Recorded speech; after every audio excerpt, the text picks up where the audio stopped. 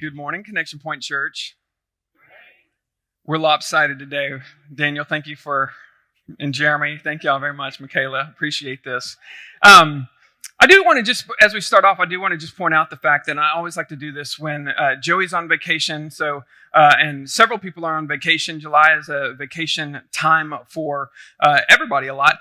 And I love the fact that when we are on Sundays like this, where Joey, who usually oversees most of the things, I got up. I didn't have to be here at 7:30 because the setup team knew what to do, got everything down. Michaela, y'all did a great job. Erica, y'all did a great job of leading worship. It's just great knowing that this is us. It's not me. It's not one person. So I thank y'all very much. The same for just the giving, all of the things that last week, if you missed it, we had a members meeting, and we are right now, I don't want to get too excited because, I don't know what you'll react to, but we're above budget. We're meeting budget and a little bit past it, which is awesome because we just bought this land. And so there are bills, there are things, unexpected stuff. But I just want to just say, you guys, Sundays like this used to kind of bug me of, somebody's on vacation, this and that. And now I just love the fact that, we're going to have plenty of people step up.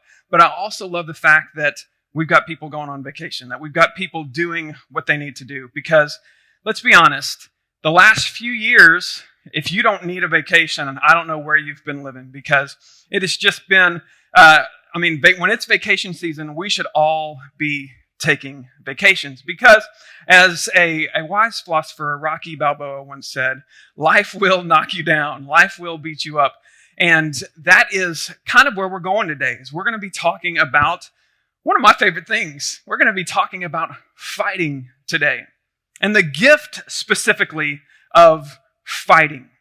Now, we've called this series The Wrestler, Jacob the Wrestler. And when we talk about this topic, though, of wrestling, it comes from this chapter, but the idea really is throughout the entire Bible. When you look at every single person in the Bible, they in some way have a life of struggle, a life wrestling. And in fact, when you think about one of the gifts that God gives us, it's the gift that He allows us to not just fight and struggle, but to fight and struggle with Him. And so if you look at Abraham, we saw Abraham get to a point with God where he said, God, I don't like what you're about to do with this city. You're about to destroy an entire city. I don't think you should do that. And he starts wrestling back and forth with God. We saw that a little bit with Isaac. He mistrusted. He didn't trust God. God put him in front of this guy who was a king, and he started lying and deceiving, and he couldn't fully trust. He knew that God was with him, but he couldn't fully trust. Now, Jacob has had guys and has adversaries at every turn. We haven't had one story that Jacob wasn't set against an opponent. Have you noticed that?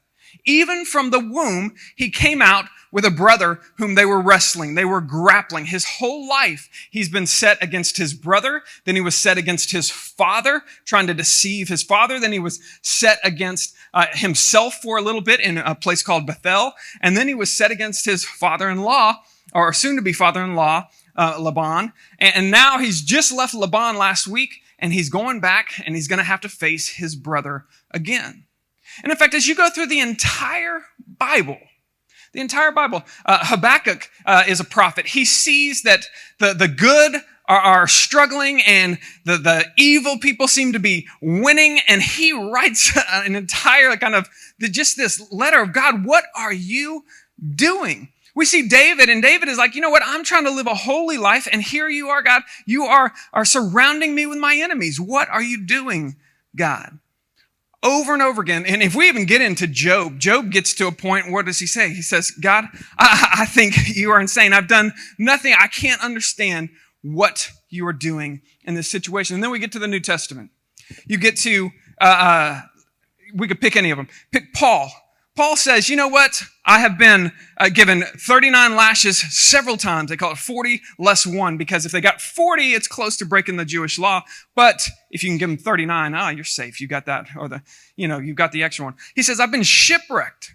I've been broken. I've been thrown in prison. He writes many of his epistles from prison. If you want to see a guy who is wrestling with God, what are you doing? You can look at the life of Paul. In fact, at the end, that's all that just happens in one chapter, 1 Corinthians chapter 12, or 2 Corinthians chapter 12. And at the end of that, he says, I'm just going to have to boast in my weaknesses because you've taken away all of my strength. That's what Paul comes to when he's talking to God. And we could get into Peter. You know, Peter, at the end of Jesus' ministry, Jesus looked at John, who was going to live a long life. And John said, you know, don't worry about him, Peter. He's probably going to live a long life. He ends up getting boiled in oil, but he survives. But John still, he survived, and he gets exiled. And Peter looks and says, is John, am I going to get a long life like John? And Jesus looks at Peter and says, someday you're going to be led where you don't want to go. In fact, we know Peter eventually was martyred in probably the Colosseum. He was crucified upside down. And so when we look at the lives of the people in the Bible, it is one of every miracle or every I wish God would move like that, you know, thought that we have.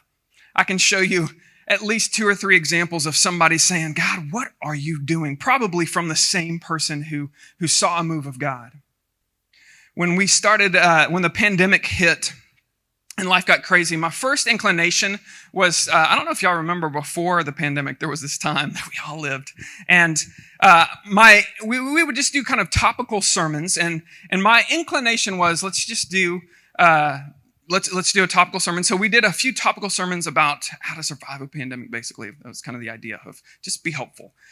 And it really quickly, we made a switch, a whole switch that has transformed our church, where we decided we need to just go through the text of the Bible. When we started at Genesis almost 2 years ago now, and we said, we're going to go through the book of Genesis, and we're just going to see how God deals with the people. And what we have seen as we've gone through Abraham, as we've gone through the first 11 chapters, and then we went through Abraham, we went through Isaac, and now we're in Jacob.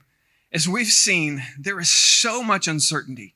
These are real people who are struggling. And even though God seems to be doing these miracles at every single instance, we've seen this just struggle of, God, are you going to do it again?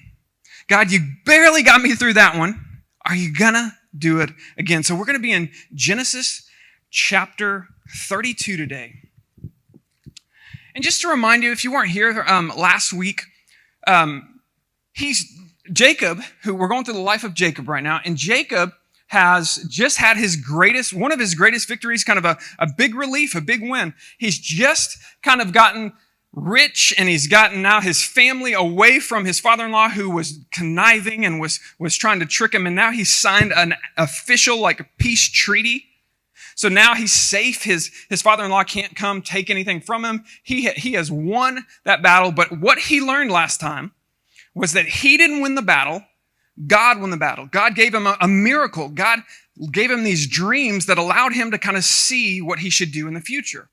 And then God was also giving these dreams to his father-in-law, Laban, saying, don't touch this guy. You are against me. And so what I want you to see is that if I were to just kind of tell your story, and I were to say, hey, look at these miracles God has put in your story, it'd be real easy to say, man, life is just so easy because I've seen these miracles. How many of y'all at one point have said to yourself, I wish God would move like he did back then. I wish he would just give me a sign. I wish he would just give me a dream and tell me what's going to happen. Have y'all ever had that? If you haven't, I don't know where you've been living, because when you read the Bible, that's one of the things that jumps out. And that's what Jacob has been given. And so when we start off, he's coming off this victory where he's seeing God directly intervene and indirectly intervene. Verse 32, chapter 32, verse 1, it says, so Jacob went on his way, and the angels of God met him. And when Jacob saw them, he said, this is God's camp. So he called the name of that place Mahanaim, which means 2 camps. And this is a very important part of the story, okay? He's coming off a high, but God knows Jacob's about to face his next adversary, his next challenge. He's going back to face his brother, who his brother has a hit out on him, or at least the last he knew he did. He was going to try to kill him. And so Jacob fled away from his whole family, from what was considered the promised land, the place where God had given Jacob. He ran away from it. And now he's going to go back to it, knowing he's probably going to encounter his brother who's trying to kill him, and he knows nothing about where his brother is. And so facing this battle, and even though he has seen God directly get him through it, he's seen God move miraculously to get him through it, God says, you know what? I need to show up. And so he has these angels, messengers of God, show up and just be present. And they camp with his camp. Understand, that's what he's saying. So Jacob has a lot of people. He's got a lot of things, he's rich now, he's got a lot of flocks. And so he's got this big old camp. It's kind of a little mini economy he would have had shops and stuff, probably people trading within his family. That's how big this probably is getting. And now he's got these two angels that are just there to remind him it's not just physical. God is also with you, Jacob, just as he's been everywhere you go. So as you go through this, remember, this is not just a physical endeavor that you were on. I'm doing something here. And by the way, this is the same promise he got when he left. God gave him a vision of the stairway to heaven. Y'all remember that? And he gave him a glimpse of, listen, there is a spiritual life that is going on here. Don't ever forget that, is what God is reminding Jacob. And so he has these two messengers, and they're there. They're clearly there, and it means two camps. It's got the human camp, the physical camp, and then God's camp is with Jacob. With Jacob, two camps. Jacob sent messengers before to Esau, his brother, in the land of Seir, the country of Edom, instructing them, thus you should say to my lord Esau, say to your servant Jacob, I have sojourned with Laban and stayed until now. I have oxen, donkeys, flocks, male servants, female servants. I have sent to tell my Lord that I may find favor in your sight. And the messengers returned to Jacob saying, we came to your brother Esau, and he is coming to meet you, and there are 400 men with him. Then Jacob was greatly distressed. He divided his people that were with him, the flocks and the herds, the camels, into two camps, thinking if Esau comes to one camp and attacks, the other camp is left to escape. And I want you to just kind of set the scene here of what's going on. So he says, okay, I got to go find Esau. It's great. God's with me. That's great. Right. This is how you and I think. Oh, it's good to know God's with us. Thank you for telling me that, Pastor. God is with me. Now I'm going to make my plan. My plan is I'm going to send some messengers ahead, and I'm going to tell them very clearly, don't go and say, hey, your brother Jacob's coming back. Say, my Lord, and make sure he knows that we see him as the better guy, as he's, we're coming kind of lowly. And also let him know that we're rich, that we're not coming to take anything, because there's been this whole thing where I stole his blessing, which means I stole every material thing that he was supposed to get. So let him know we're rich. We're not going to get anything, that we don't want anything. And that's his plan. Instead, what he gets back is the message, hey, good news, Jacob. Esau has already heard you're here, and he's on his way. He's on his way, and by the way, he's got an army with him. 400 men is an army, okay? And so Jacob hears this news, and he thinks, all right, well, let's go into planning mode. How many of y'all, when you get in a crisis, you go into planning mode? All right, well, we're going to go two camps here, and the irony has already been set for us. He's already in two camps, right? God is already with him. It's very clear that the writer here is using, these words are chosen carefully. He's already made clear, God is with him. He doesn't need to divide in two camps. He's already got two camps. Trust God. There's a spiritual camp that is with him. But Jacob can't do it yet. He's still wrestling between this old him who used to always deceive and have to manipulate and always have to be in control, and this new life he's trying to step into where I trust God. I know God's camp's here. I'm going to trust that God is going to work. I'm going to trust that God will do what God is going to say, or God said he would do. He's kind of torn between. He's wrestling between these two things. And so now that he's made his plans, he's done everything he can, and he can't do anything else, what does he do? He does what you and I do as a last resort. He prays, right? He should have done this reverse order. He should have prayed first. He already knows God's there. He should have started with, God, all right, here it is. I'm going to trust you. This is what we're going to do. But instead, he does it after he's done all the thinking, after he's done all his plans, and he says, God, basically, can you bless my plans? This is what he says. God of my father Abraham, God of my father Isaac, Lord, O Lord, who said to me," he's going to remind God what God said to him. That's what we always do. "Return to your country and to your kindred, that I may do you good. I am not worthy of the least of all the deeds of steadfast love and all the faithfulness that you have shown your servant. For with only my staff I crossed the Jordan, and now I have become 2 camps. Please deliver me from the hand of my brother, than the hand of Esau, for I fear him, that he may come and attack me and the mothers and the children. But you said, I will surely do you good, and make your offspring this like the sand of the sea, which cannot be numbered for multitude." So he's on his knees begging God, do what you said you're going to do. Do what you said you're going to do. I've already got my plan, and he's basically saying, I've got my plan in place. If you'll just bless this plan, that's what we want. And then he's going to do something else, and I'm just going to kind of summarize what he does next. He makes a parade of everything he has, and he makes this big show. He tells them all get behind each other in a line and just go out and meet Esau. And I'm going to give all that. He's basically, what he says is, what good if I go back to the land and I'm dead? That's not really the promise that I'm looking for. So he says, I'm going to give back the physical blessing that I've gotten. He's going to try to undo what he took from his brother Esau. So he sends back his riches. He starts sending them over to Esau. Okay?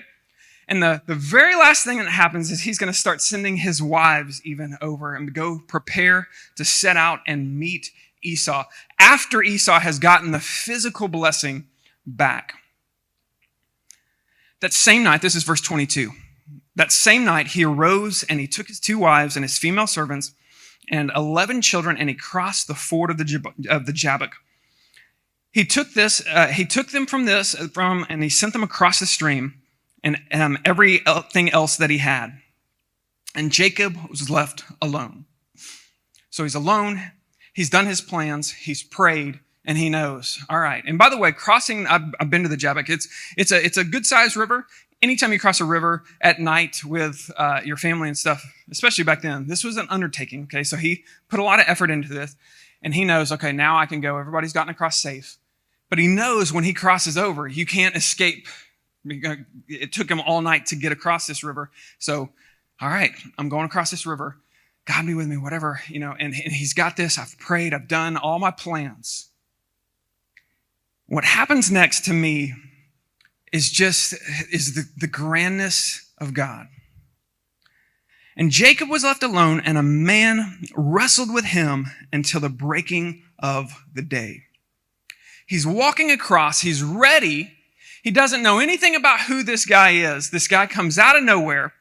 And he's on his way to what he thinks could be a death sentence, the fight of his life, at least the next drama in his life. And he's kind of already exhausted. He's emotionally exhausted. And God meets him. I'm going to give you all a little heads up. This is God in what we call a theophany. Some people say this could be Jesus Christ in the flesh. Some people, there are other people, by the way, that say it's other. The prophet Hosea says it calls him an angel. But Jacob is going to eventually say, this is God. This is God coming, okay? And there are other crazy theories, by the way. This is one of the more fascinating things to some people. Some commentators think this is a river god. That's clearly not what's going on in the story. Jacob doesn't know it yet. If he did know it, he probably wouldn't do what he does. But instead, he starts wrestling with this man out of nowhere, and they start fighting.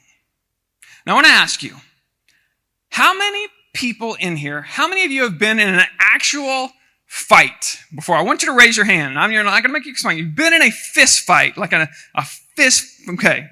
The first one I got into was, I don't know, 5th grade, I think. You remember that? In our front yard, Jeremy. You remember that? I can't remember that guy's name. Chris something, I think. I got in a few fights. I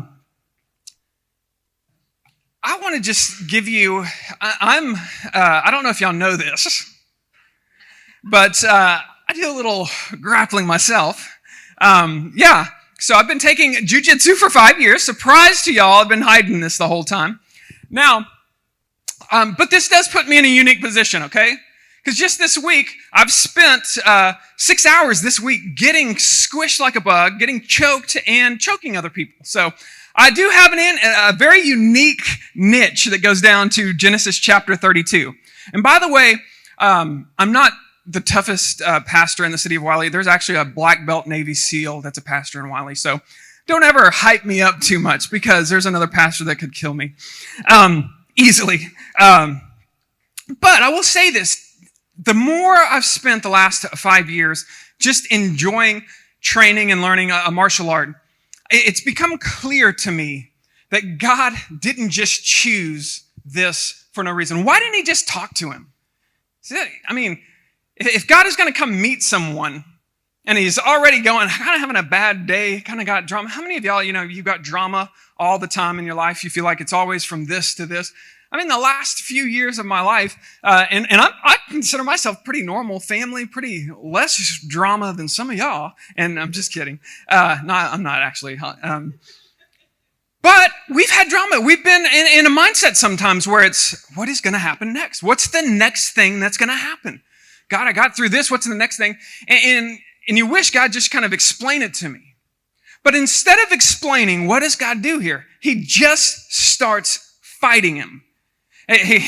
God, as a man, just starts wrestling.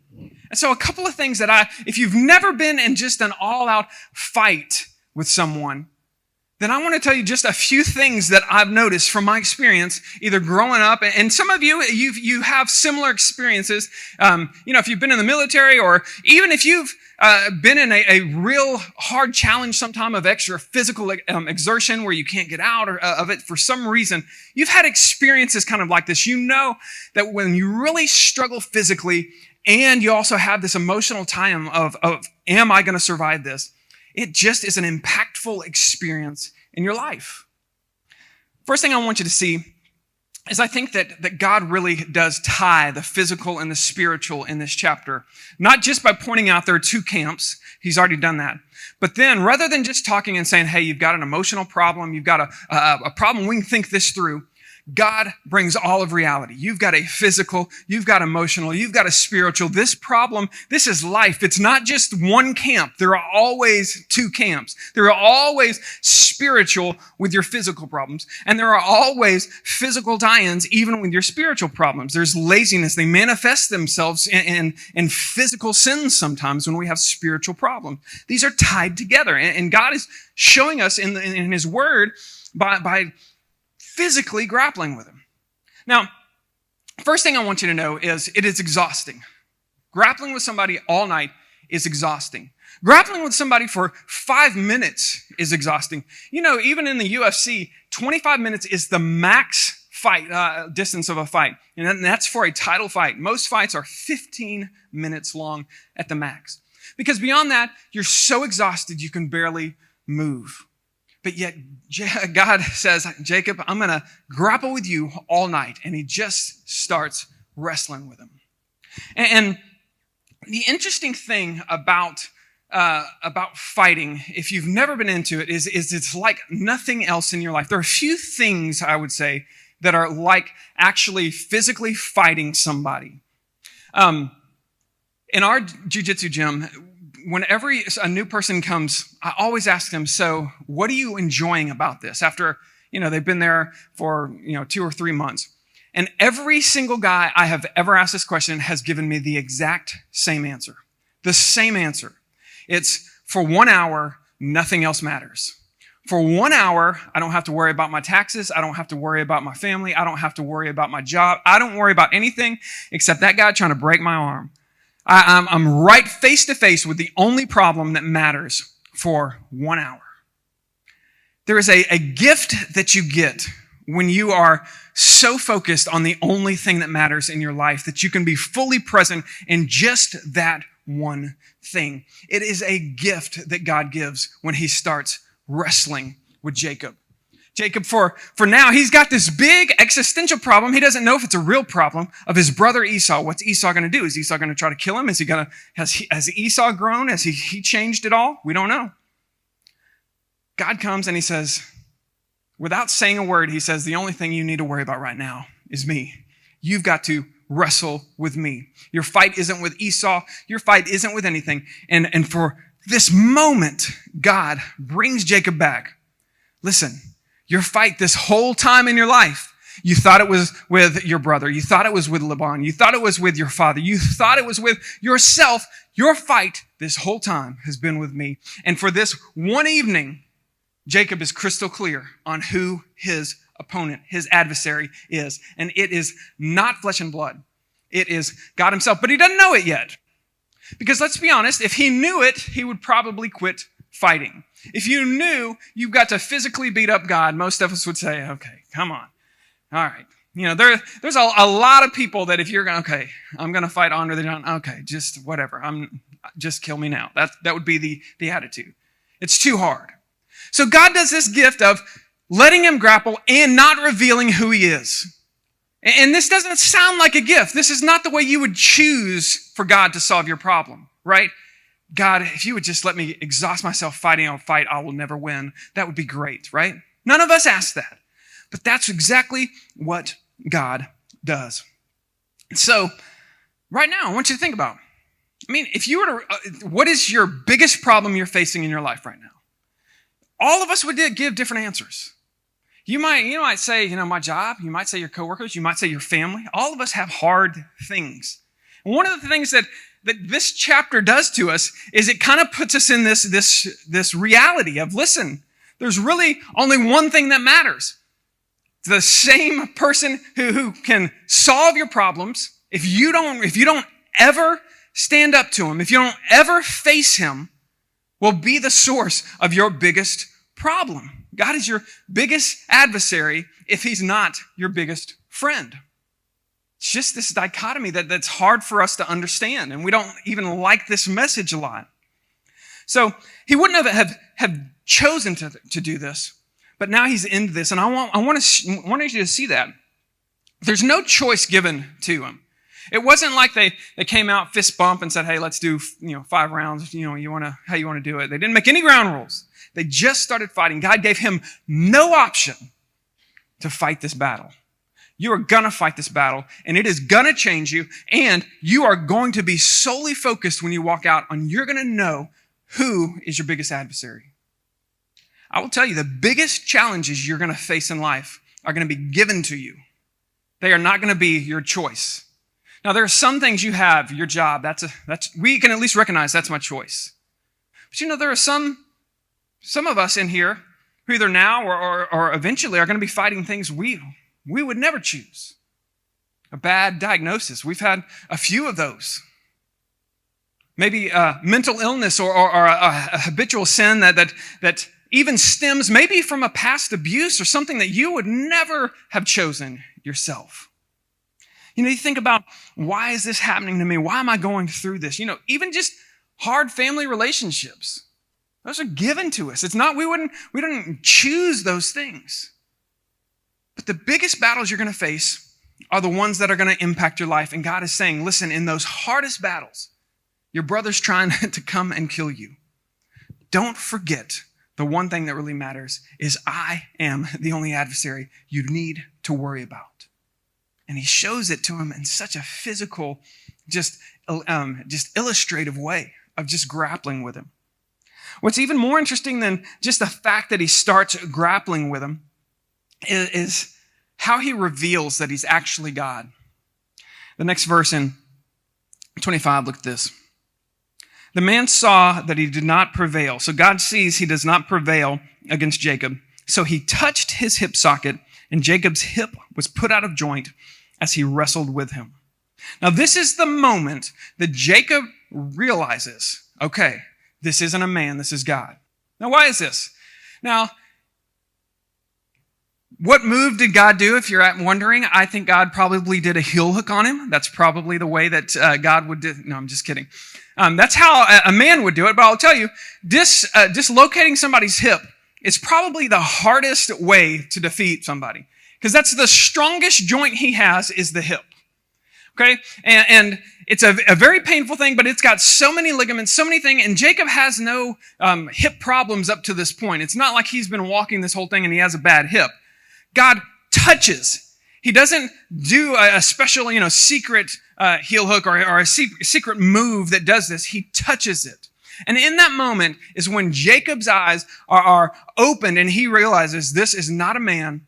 I'm wrestling with someone I'm never going to win. And so his whole attitude changes when he gets injured. I think there's a lot I could say about that as well. God injures him to reveal this is God you're fighting against. So fight appropriately.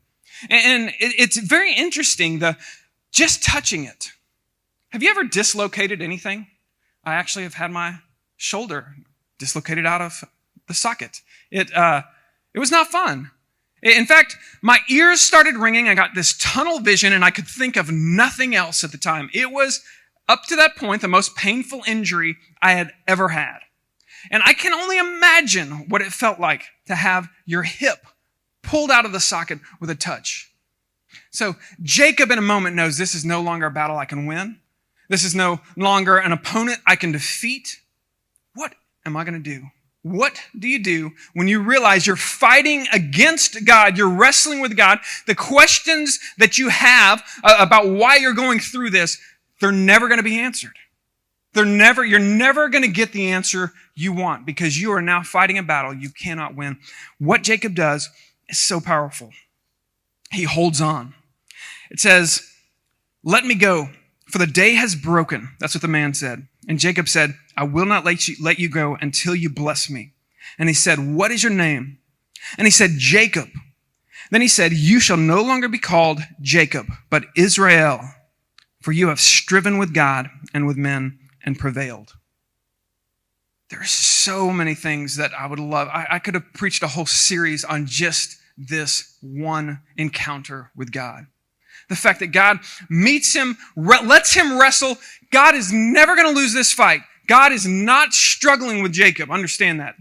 The way that it goes out, he touches him when he's ready to end it. And as soon as he does, Jacob says, just bless me. I don't want anything anymore except for the blessing. The one thing he spent his whole life trying to manipulate and do his own way.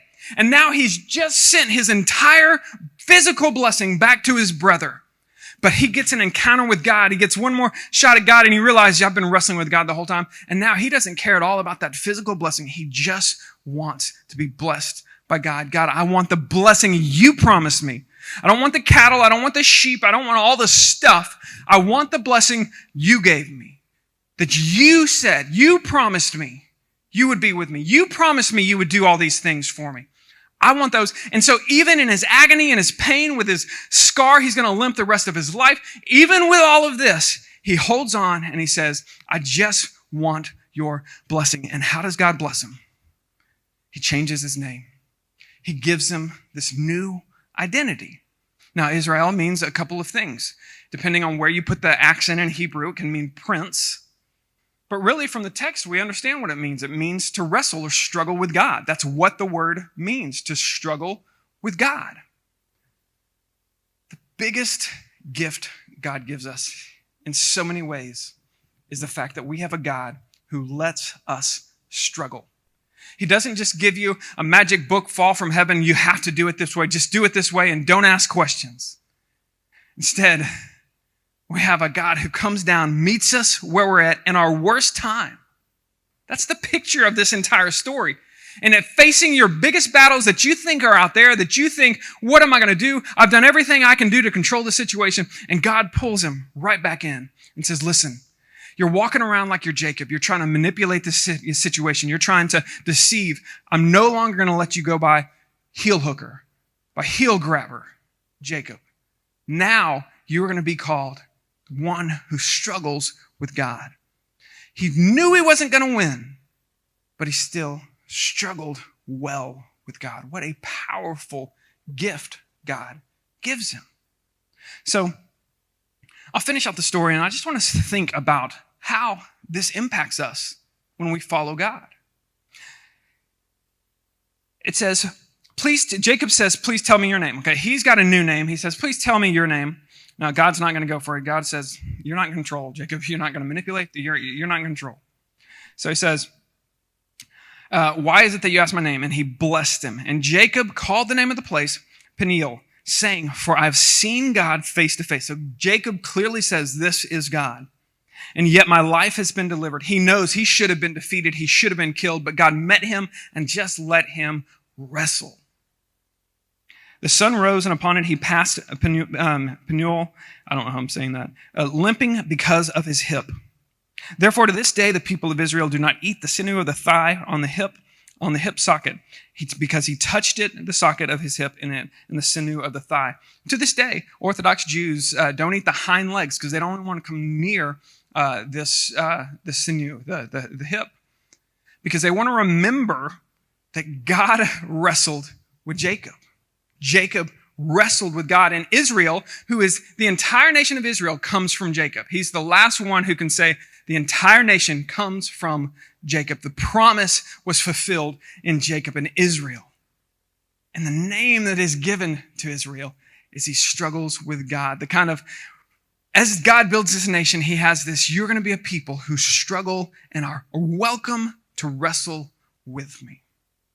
I want you to think about you right now and where you are in your wrestling with God. What's your biggest problem right now? Maybe right now your biggest problem is, I don't know, maybe you think it's your kids, maybe you think it's your job, maybe you think it's your family, maybe, I don't know what you think it is. Hopefully, maybe it's even less than that, Or, all of us have a biggest problem, and some of us will look at other people's big problems and say, that's not a big problem, right? I used to look at my kids when they would struggle in middle school with, a girlfriend broke up with them. Middle school, don't worry about it. And then I realized that's the biggest thing they've ever gone through. I should probably be a little more sympathetic with that. That's a big deal. It was a big deal, at least for me, when I was in middle school. All of us are going through something. And so I just want to, real quick, I want you to think about, what is it that you're fearing right now? What is it that you're worried about? What are you thinking? God, I know you've gotten me to this point. I know you've gotten me through financial crisis before. You've gotten me through these things before, relationship issues before, even health issues before. But God, I don't know. I don't know if you can do it again. I don't know if you will do it again. How do you react when you know, man, this is out of my control. I don't even know what's going to happen. I was thinking about this. First thing, there's some of us that we don't want to wrestle with God. We don't want to ask questions. We don't want to limp. That's really what it is. We don't want to wrestle with God because we don't want to walk away with a limp. We don't want to walk away changed. We want to stay where we think we're in control. We think we're in control because the image we get from Jacob wrestling with God and holding is we get a man who limps away exhausted into what is going to be the next biggest battle of his life. And now he's going knowing that I can't physically do anything. I can't even run away anymore. God puts him in a position where he is fully reliant on what God is about to do next.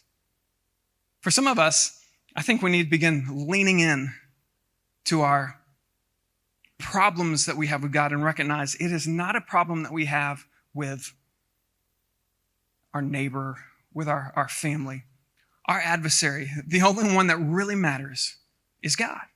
He can solve your problems, but if you don't lean into him, if you fight him trying to win, that's a whole different ballgame. Your life will struggle. He will be your worst adversary. But there are some of us, I think that we're wrestling with things that don't matter. We're wrestling with things that could matter, for a little bit, but in the end, God is really our opponent. And I would just say to you, this is a great time for you to decide, you know what? I need to struggle with a real problem. I've been thinking, maybe I'm just a little, I'm unhappy because I'm overweight. I'm unhappy because I don't have the job I want. I'm unhappy, I'm wrestling with things that are not the real issue. For some of us, we need to be brought back in like God does to Jacob and say, listen, I am who you need to be wrestling with. Whatever your problem is, it starts with me. Whatever you think is going to fix this, if it doesn't start with me, it's not going to fix it. You have one opponent that you start with, and it starts with your relationship with God. And then there are some of us in here that truly are wrestling with heavy stuff. You're wrestling with, we have another pastor that we've talked about that is at Waterbrook Fellowship who's been given months to live and is having to grapple with that. We've had other diagnoses this month in this church as well. Not quite that severe, but uncertain. I just want you to think, even in those hard times, what a gift it is that we don't have to just throw up our hands and say, God, I can't get mad at this. You're God. What can I do? You know what? There's nothing that I can do. I guess I'll just have to put on my smile and be happy. But we have a God who says, no, even in your worst day, God invites you. He will come to you and say, just let it go. Just start fighting me. Ask the hard questions. Wrestle with why am I doing that? Every single person who God works through in the Bible wrestles with hard questions, questioning why God is even doing this. A lot of them, even some of his prophets, beg God, just kill me now. And God doesn't do it. Instead, he makes them wrestle. You have a gift that in your hardest days, God doesn't come and just crush you, but he also doesn't leave you alone. He lets you wrestle with him. And so there are some of us in here that, man, I would just encourage you, wrestle. And maybe it's not that bad for you, but you've got things going on. I would encourage you, put some physical strife in your life. Maybe try fasting. Maybe try, you know what, I'm going to struggle physically while I'm struggling emotionally. And I'm going to align every struggle in my life to make it spiritually focused, because it is not one camp. There are two camps going here. But the main thing I want us to close with is I want us to close with this thought of, what do we do when we get done with the wrestling? When we're limping to the next thing. God has let us wrestle, and we know we've got the next challenge coming. Only thing Jacob can do now is take this new identity. I'm no longer Jacob. I've been given a new identity. It's a big issue. I'm going to start preaching again. I'm not going to do that. Your identity is given to you from God. Everyone in here has been given an identity. You don't have to find it. It has been given to you. And you are a child of God. And so when God lets you wrestle, God lets you struggle, and then he says, and this is the gift I'm given, is I'm giving you this new identity. When we call in the name of the Lord, what does he say? All who believe shall become children of God. When we walk out of here, we walk out limping maybe from what life has done to us. But we also walk out changed, knowing that we are children of God. Knowing that we have a Savior who rose from the dead, ascended into heaven, is in charge of all things, and that when eternity comes and all of us are someday going to get the news, you have one last breath to breathe. All of us are going to face that. And some of us are going to face that knowing I am a child of God. I spent my life wrestling with him, but I never let go. I held on. And that identity has been blessed, has been given to you because you trusted in the name of Jesus. In John chapter 6, verse 52, there's this powerful thing where Jesus is trying to run off his disciples. He's telling them these hard things. He's saying, you got to eat my flesh and drink my blood. And he's saying these things that sound crazy to people. And he looks at his disciples as if, y'all haven't left yet. When are you going to leave? And you know what they say back? Where are we going to go? You have the words of life. In other words, they've wrestled so much with it that even though they don't want to be there, Jesus is giving them a new identity. So my comfort for you today, no matter what you're wrestling with in life, is know you have one adversary that you will never defeat. But the gift that he gives us is you are allowed to fight him. You are allowed to wrestle with him. And in that, you might have scars. Even Jesus had scars. You might have a limp, but he will not kill you. He has promised you better things. He has given you eternal life in Christ. Let's pray. Lord, I know there's a lot of us in here who are wrestling with hard times.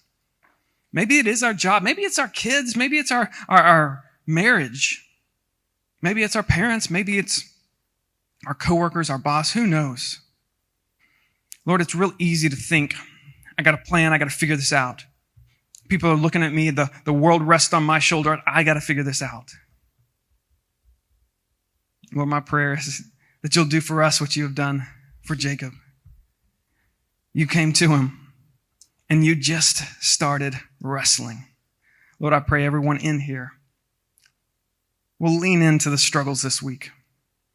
Lean into their relationship with you and recognize it is you alone that they need to reconcile with. It is you alone that can solve every issue we have. It's you alone that can give us the strength to endure everything we're going to face this week and beyond. Not one of us is alone.